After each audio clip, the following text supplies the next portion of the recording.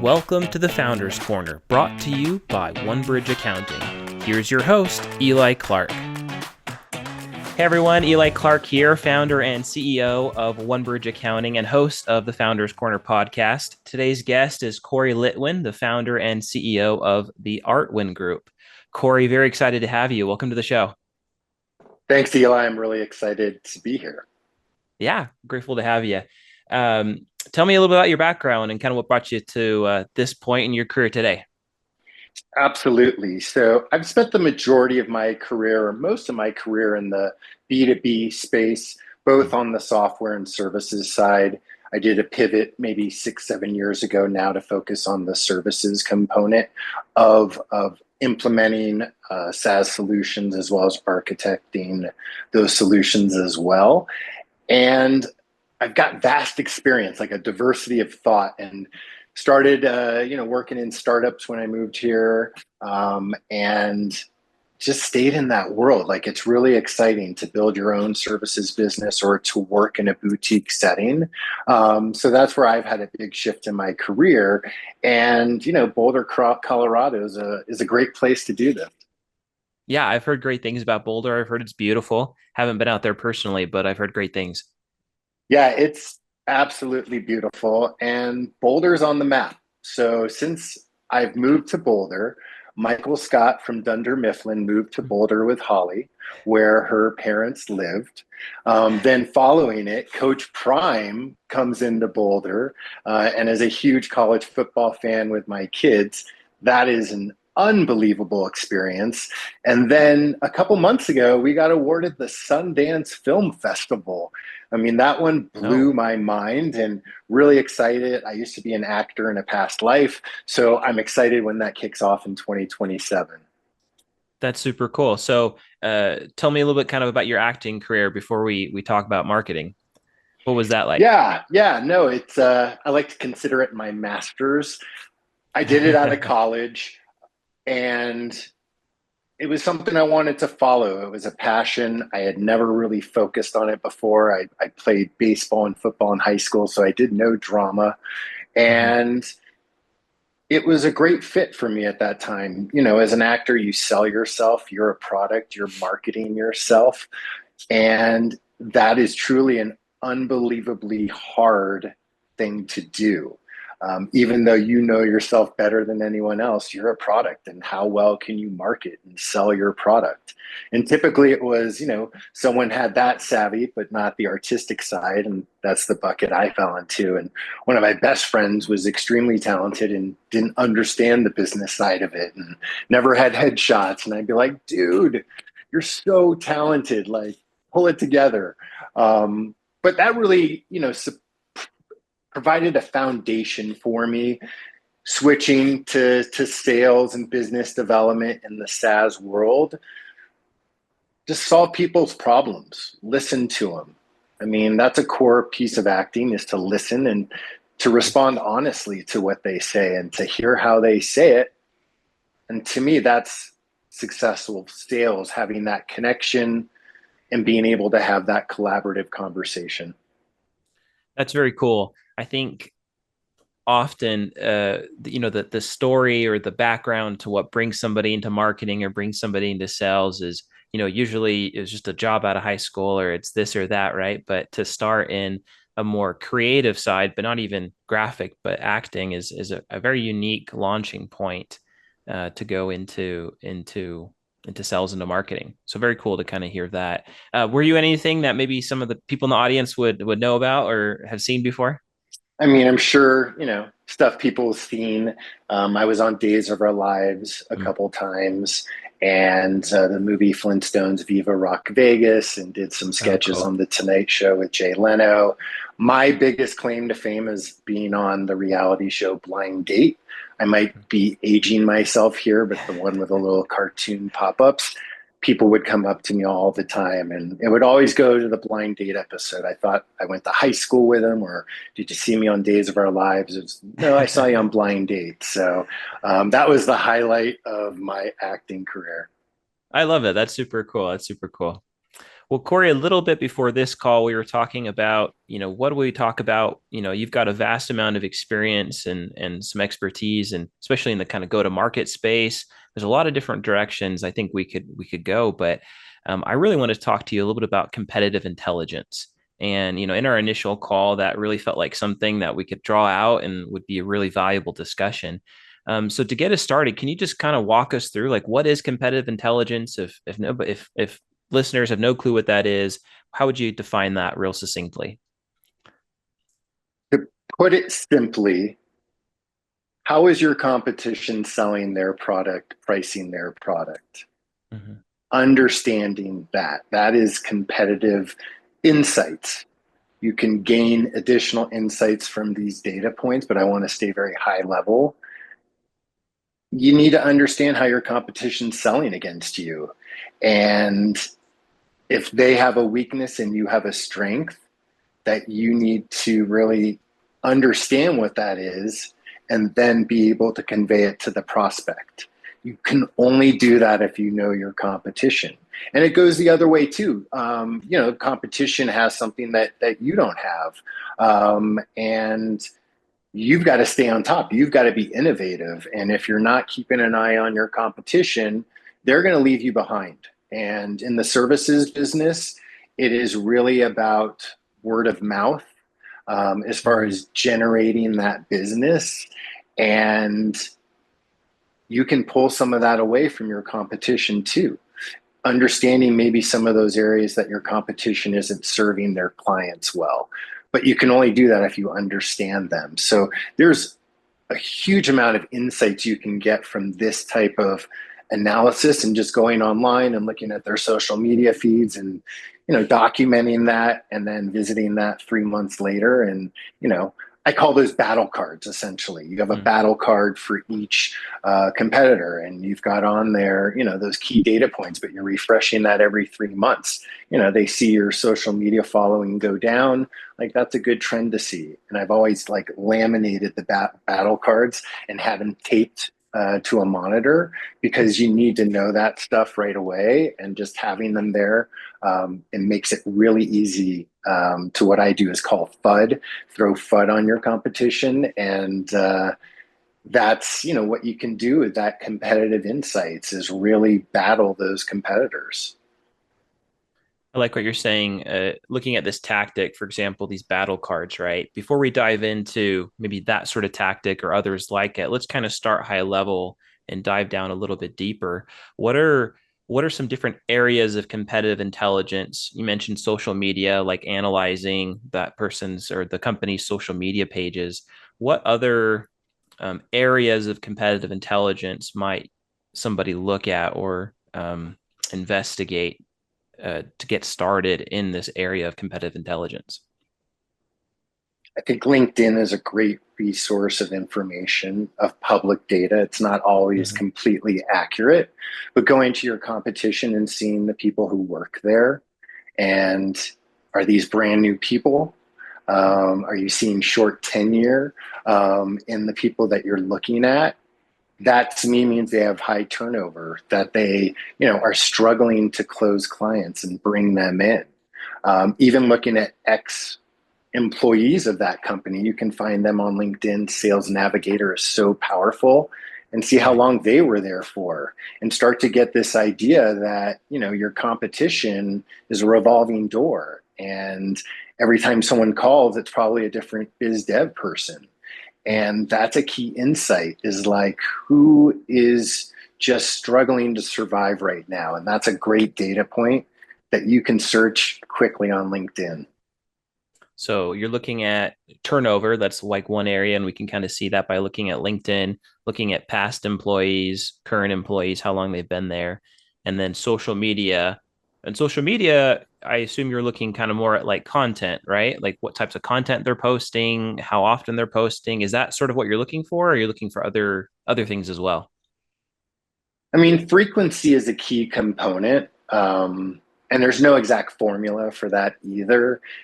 To me, it's the engagement, it's the comment or Mm, the repost or the share. Likes, that's not the key component. Right. But going in there and seeing conversations happening and threads of real time conversations happening, to me, that shows effective social selling. And you're only going to get into that if you get into that data. And, if you see a competitor that's just strong in that area, watch what they're doing. Like, don't Yeah. reinvent the wheel, just make it your own. Yeah. Tweak it and make it, personal to you, right? Into what you're doing, Mm-hmm. your company. I love that. So we've a couple different tactics: social media, LinkedIn, Facebook. What are some other things that you can do to kind of, like, at the high level, you're just getting an idea of what's going on in your competitors? Are you Google searching? Are you kind of seeing what pops up? Like, what are some other tactics or things that can be done to get a high level idea of your competitors? Yeah, you mentioned Google, and that's something probably the first thing to do is put on a Google News alert for all of your competition and get Hmm. it in real time or the daily summary. Like, you can't wait for that.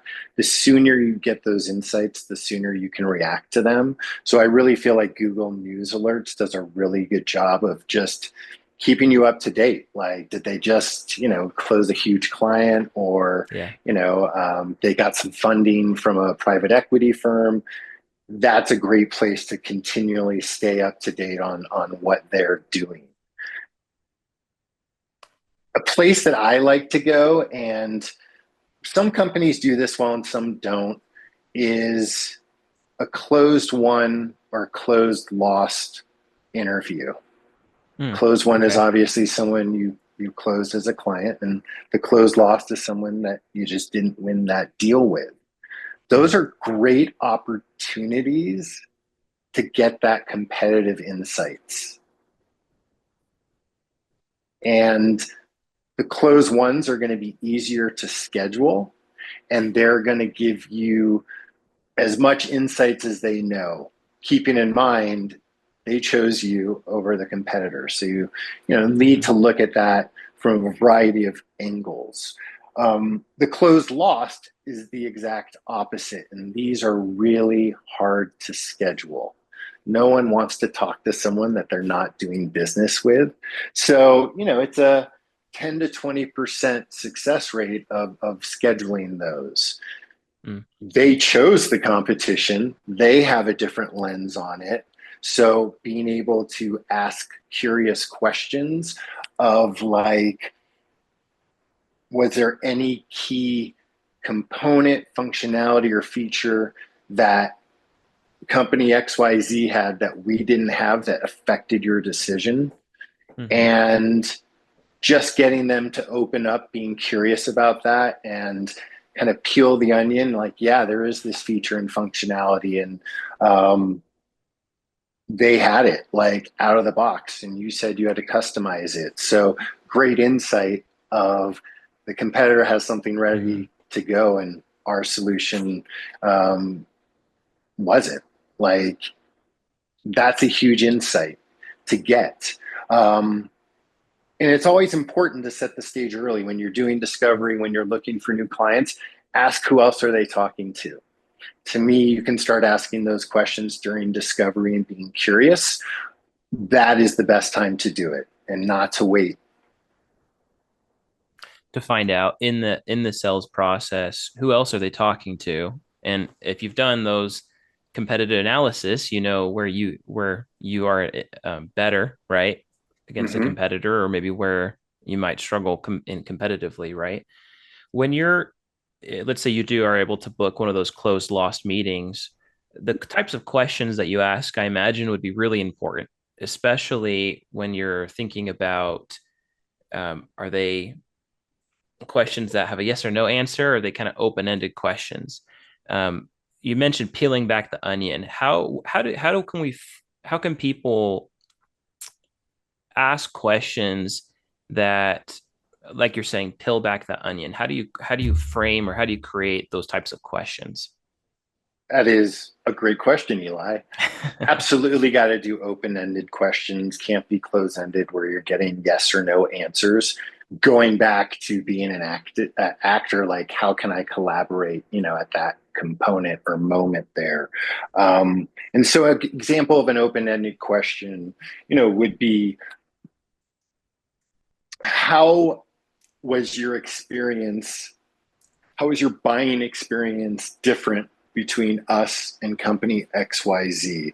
It's really important for me to give that feedback to our product managers Mm-hmm. and our revenue leader and our CMO.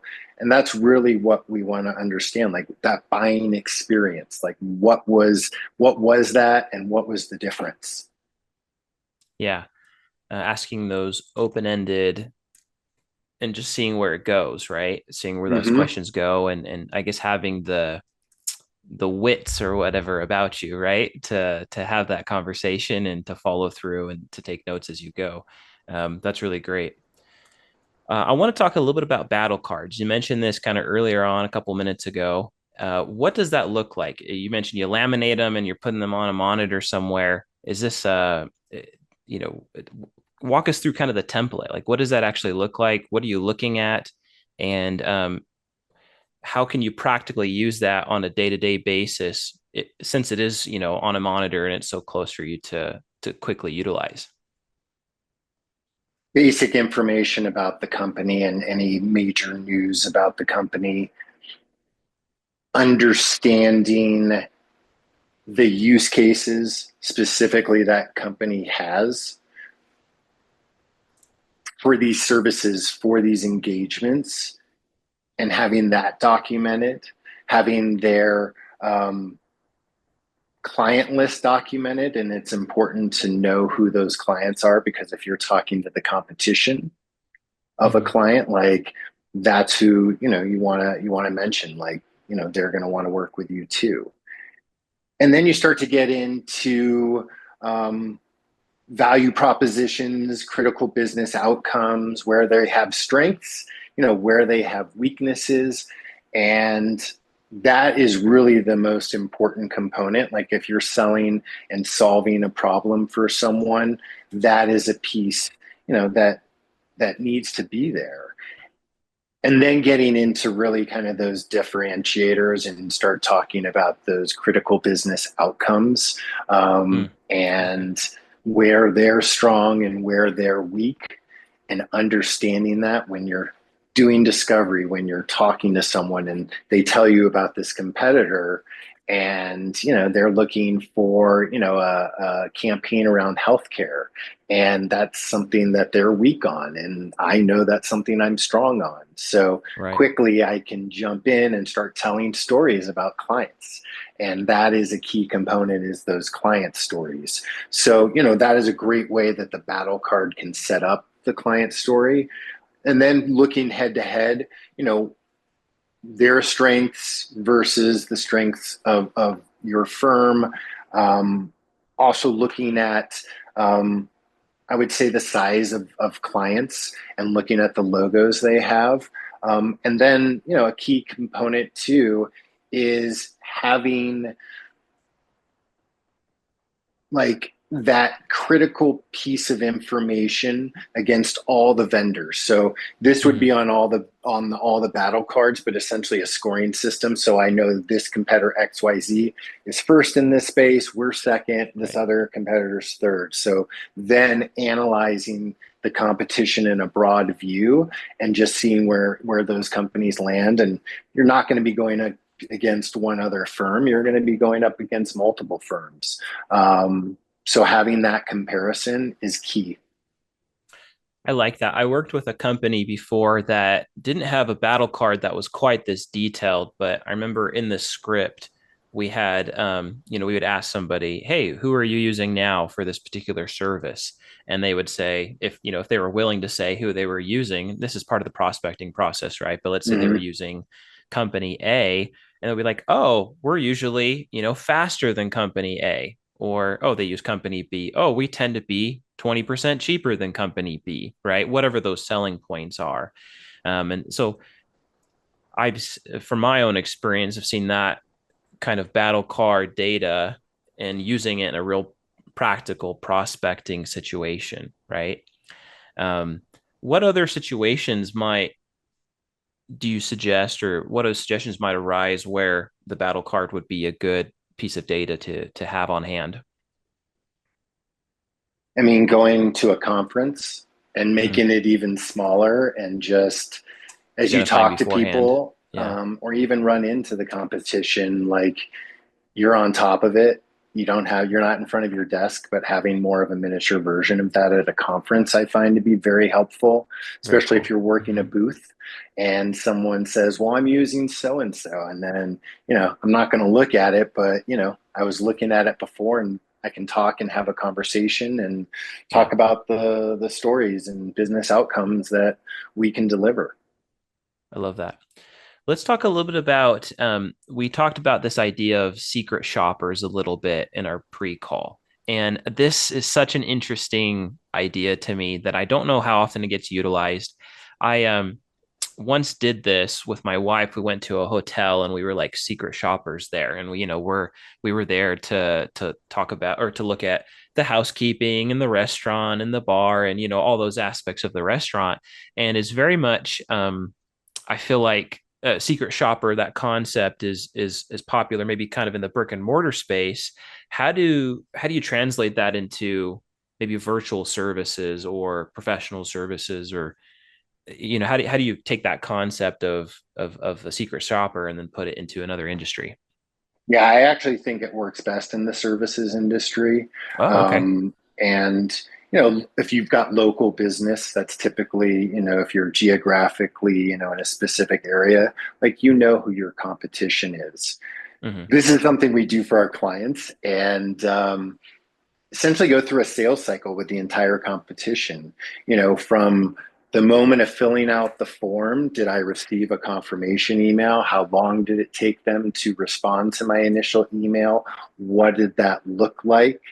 Hmm. How much did they follow up to schedule something? Because I made them chase me and wanted to see, who was more aggressive in those follow-ups versus, people that were letting those follow-ups drop through Right. the cracks, essentially. And having a defined project with my client and knowing the exact specs of that project is key as I go out and get pricing for the same thing. So I want to have consistent pricing for the same type of engagement.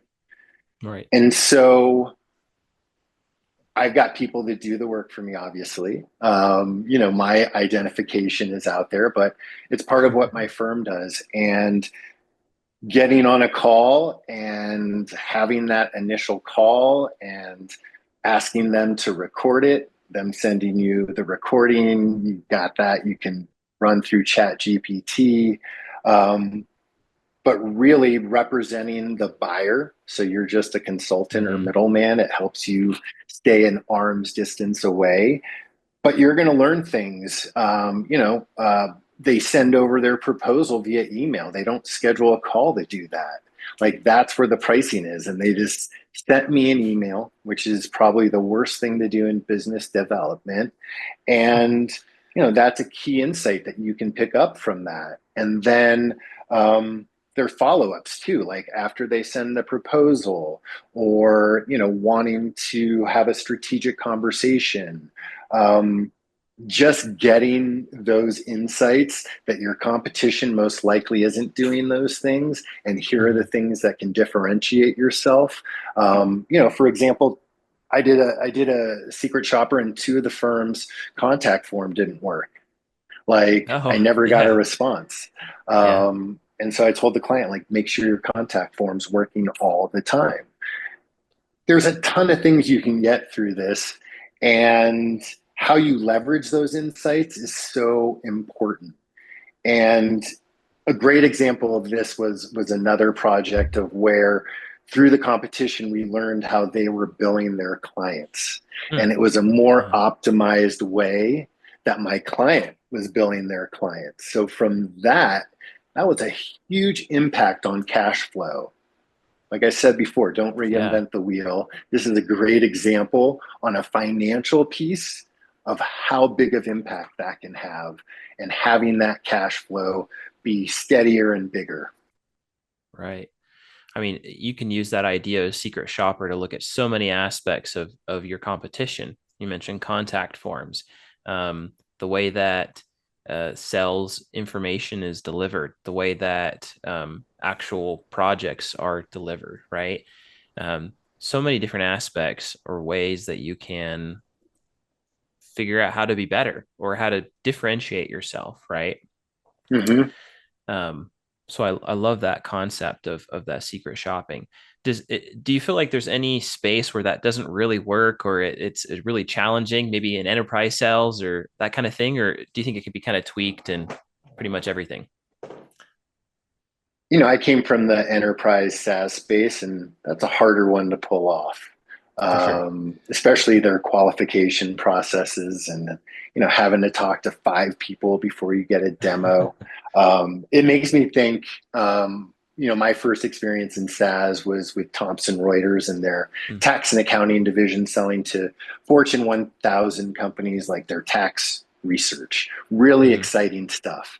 Um, I'm very but familiar. Thomson Reuters had a license to the competitors. The competitors had a license to our software. Oh, It was a yeah. really Hmm. interesting dynamic because, you know, it was a research tool. Checkpoint, I don't know if you're familiar with Checkpoint. Hmm. So Hmm. CCH was our big competitor. Hmm. And during our demos, we would like to screen it like, here's CCH on how they do it, and here's how Checkpoint does it. And Hmm. so I don't know if that exists anymore in where we are. And maybe it does in niche industries, but that's another way to think about it. Yeah. Hmm. Is, you know, that's specifically more on a product software component, more than the services piece. But definitely in the services, I think you can utilize the secret shopper much Oh yeah, easier than the absolutely. product. Yeah, So much totally. easier, and you're going to get it, you know, within 4 weeks. You can, you know, wrap it up. It depends on how fast your competition goes, and you know that's a great insight if they're going really slow. Yeah, and you're gonna have a lot of data, right, during that time period, across a lot of different things, right? So, no, I Yeah, love I that. mean That's that's a great place fantastic. to start as a foundation for battle cards. I mean, if you really want to Hmm. understand the competition, doing that secret shopper, and then from there taking the data insights and making the battle cards. To me, that would be the optimized way to go. I love that. So the flow or the timeline would be you're doing kind of some initial research on Google, on LinkedIn, on Facebook, the different social channels. You're just getting information about your competition. Do you generally want to look at like 3 to 5 competitors, or does it just depend on what space you're in? What do you want to look for, You know, or how many do you want to look at?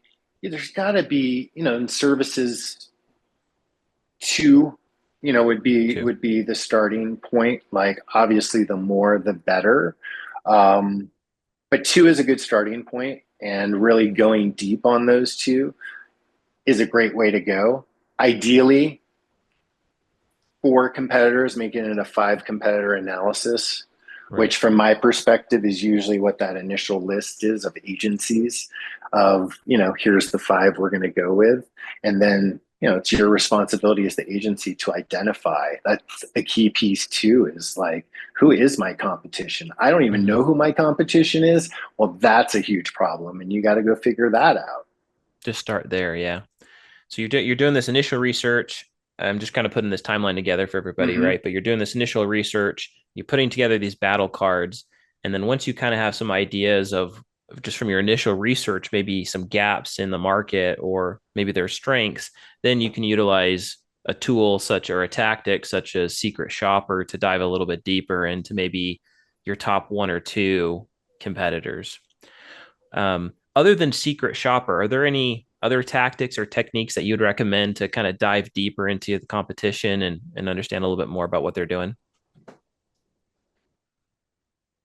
Looking at the main partners, the managing partners of the firm, and digging in, like, what are they talking about specifically, Mm, like on LinkedIn or Twitter. And, you know, I got to admit, sometimes I get creepy and look at Facebook. You know, I'm not going to, you know, expose, you know, that during a conversation, but, you know, all data points are good from my perspective, and understanding what the leaders, like what they're mm, talking yeah. about, like what they think is most important is a key thing. like to understand that piece. And if they're deciding investing, going after all CPG and like, that's where they're going, that's such an incredible insight. Mm-hmm. So also looking at what the leadership's doing, not just what the business as an entity is doing structurally or system wise. So Yeah, that's great. absolutely. Well, hopefully that's been helpful to a lot of people to look at how you can analyze in a more systematic way your competition and then identify what are your strengths in relation or what are your weaknesses in relation and then make improvements based on that. Um, Corey, I always like to ask this question to every guest that we have on the show, and this is kind of taking us a little bit away from competitive intelligence here, but what do you see as kind of trends or things that are going to happen in the next 3 to 5 years in the marketing space in general? What should people be aware of? What should they kind of have on their horizon?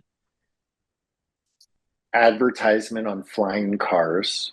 No, I'm kidding. That would be You awesome, know, right?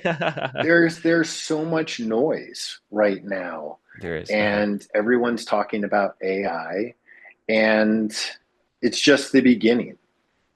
And in 4 to 5 years, the landscape's going to be, completely different. I think you're going to get a lot more of a personalized buying experience, leveraging data, leveraging, AI essentially. And that's a key component to buying. Like the faster you Mhm. can be, the more personalized you can be, you're going to increase your win rate. And who can do it best? I mean, that's going to be the key. Everyone's going to have these tools, but it's still going to be creativity. It's still going to Yeah. be group thought and collaboration. So, how do you do that differently? How do you stand out in that personalization space and being fast and responsive? With a firm going to a conference, for example, they can have compiled all this data before the conference of all these people that are attending and scraping data and knowing everything, maybe even from Yeah. Facebook, like they like hiking. And like, you've got like some hiking tool with you at the conference, and Sure. it's personalized or something or has your company's logo on it. But like, that's the extent, like that person at the conference is going to remember you and your agency. Yeah, we're definitely coming into the era of big data, but truly big data and how that kind of merges with AI and but that personalization, like you're saying, I agree 100% is going to be a big part of the marketing and sell space moving forward for sure. So, Yeah, it'd be cool to see how it rolls out. I mean, there's been a lot of advancement in technology the time I've been in the B2B world, um, but I don't think we've seen anything yet. And there's a lot of things that scare me about AI. Maybe more things that scare me than benefit me, but there's such a huge value of being able to leverage data, share your thoughts, share your insights and be able to mhm. collaborate. Like it's that key component. Like if that you don't have good data, how are you going to make good decisions? No, very, very true. Well, Corey, it's been great having you on the show. If people want to get a hold of you, where can they find you?